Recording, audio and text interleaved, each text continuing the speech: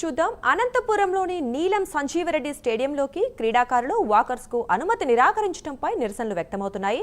Police training college DSP Kotireddy వైఖరిపై స్థానికులు మండిపడుతున్నారు. స్టేడియం వద్ద ఆందోళనకు దిగారు. డీఎస్పీ డౌన్ డౌన్ అంటూ నినాదాలు చేశారు.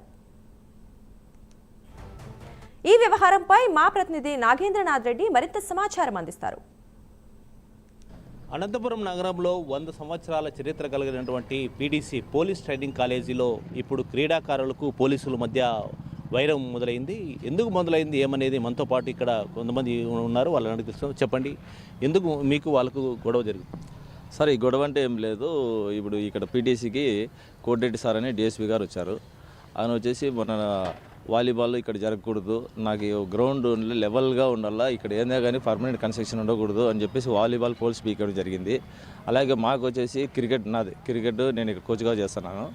ఇక్కడ క్రికెట్ ఆడకూడదు, నువ్వు తీసేయాలని చెప్పేసి ఒక 1 month 2 months బ్యాక్ వచ్చేసి మా రూమ్లన్నీ మెటీరియల్ అన్నీ బయటికి బీరువాలు ఫైల్స్ మొత్తం అన్నీ క్రికెట్ మెటీరియల్ అంతా ఫోటోస్ ఉన్నాయి, అవి వేయడం జరిగింది. ఈరోజు వచ్చేసి చిన్న ఒక 4 రూమ్ ల్యాండ్ అవుట్ చేస్తున్నాడు. ఒక రూమ్లో ఉండే చిన్న మెటీరియల్ పిల్లలు కిట్లు పెట్టుకుంటే అవి తీసేయాలని చెప్పేసి వచ్చేసి నీకు చెప్తా అంటే నీకు అర్థం కాదా చేయాలనుకుంటాడు.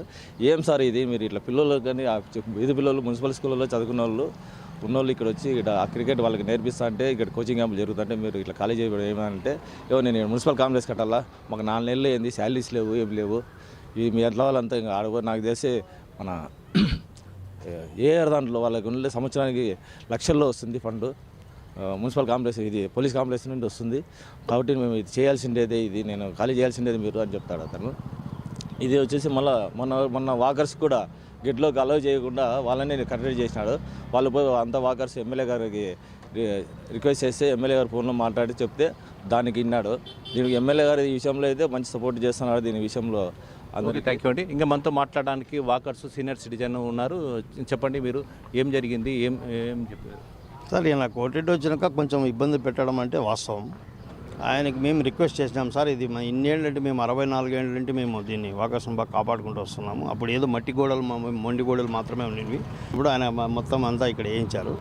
ఇప్పుడు మేము మా ఇబ్బందులు ఏమంటే వాకర్స్కు చాలా ఇబ్బంది పెడితే మా దగ్గుపాటి ప్రసాద్ ఎమ్మెల్యే దగ్గరికి వెళ్ళాము. ఆయన మాకు న్యాయం చేశాడు. కానీ ఇంకా కొంచెం క్రికెట్ పిల్లలు కూడా ఎక్కడికి వెళ్తారు సార్, ఇప్పుడు ఉండేది ఇది ఒక్కటే వాళ్ళకి, అది కూడా వాళ్ళు తీసేస్తే ఇబ్బందులు పడుతున్నారు. వాళ్ళకు కూడా తగు న్యాయం చేయాల్సిందిగా నేను మా ఎమ్మెల్యే గారికి కోరాను. తర్వాత ఈ డిఎస్పీ గారు కూడా కోరాము. ఆయన ఏమంటున్నాడు అంటే 3 నెలల తర్వాత చెప్తానంటున్నాడు. అది మాకు తొందరగా ఏదైనా వచ్చేటట్లు చేయమని కోరుతున్నాం. ఓకే, థ్యాంక్ యూ అండి. ఇక్కడ ఉన్నటువంటి క్రీడాకారులు కావచ్చు, అలాగే వాకర్స్ కావచ్చు, సీనియర్ సిటిజన్స్ కావచ్చు, కోరుకునేది ఏమంటే ఖచ్చితంగా మాకు ఇక్కడ ఎన్నో ఏళ్ళగా మేము ఇక్కడ వస్తున్నాము, ఇక్కడ ఆరోగ్యాలు కాపాడుకోవాలనే ఉద్దేశంతో అనంతపురం నగరానికి సెంటర్ పాయింట్ ఉంది. ఇక్కడ చాలామంది వేలాది మంది వస్తుంటారు. వాళ్ళకు ఉన్నట్టుండి ఈరోజు రాకూడదంటే ఇక్కడ వాకర్స్ కానీ క్రీడాకారులు కానీ చాలా ఇబ్బంది అవుతుంది. ఇప్పటికైనా కూడా పోలీసు ఉన్నతాధికారులు కానీ ప్రజాప్రతినిధులు కానీ స్టాఫ్ చైర్మన్ ముఖ్యంగా వీటిపైన ఖచ్చితంగా దృష్టి పెట్టి తమకు న్యాయం చేయాలని ఇక్కడ ఉన్న వాళ్ళు కోరుతున్నారు. ఇప్పటికైనా వాళ్ళు ఖచ్చితంగా జోక్యం చేసుకొని వీళ్ళ సమస్యలు పరిష్కరిస్తారని ఆశిద్దాం. కెమెరామెన్ రమేష్తో నాగేంద్ర రెడ్డి, ప్రైమ్ 9 న్యూస్, అనంతపూర్.